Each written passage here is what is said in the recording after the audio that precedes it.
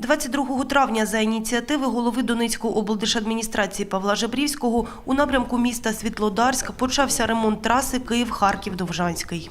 Наша задача от 720 до 735 сделать проезд, чтобы могли ходить транспорт, который вывозит раненых, подвозит продукты там в селах, которые ближе к серой зоне, к этой. Ділянку траси, яка веде до населених пунктів так званої сірої зони, волонтери охрестили дорогою життя. Саме по ній перевозять поранених бійців, підвозять провізію українським військовим. Через наближеність до лінії зіткнення довгий час дорога не ремонтувалася і була практично повністю зруйнована. Наразі ремонт виконують за допомогою доменного шлаку.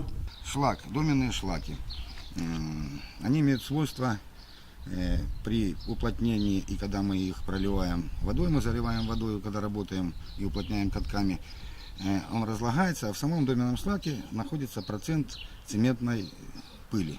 Эта цементная пыль схвачивается, и это реальнее он будет отстаивать.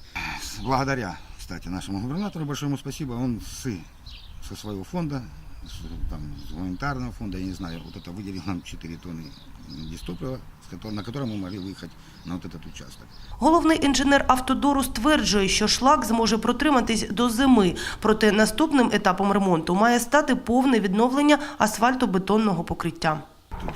Я очень надеюсь, что она простоит, естественно, до зимы. Ну, конечно, желательно. Сейчас в планах там службы мы будем выходить, потом уже идти с асфальтобетоном. На данный момент нам надо дать проезд, чтобы могли двигаться транспорты, автобусы, хлібовози, ну і так же саме воєнна техніка. До кінця робочого тижня роботи з ремонту дороги мають бути завершені.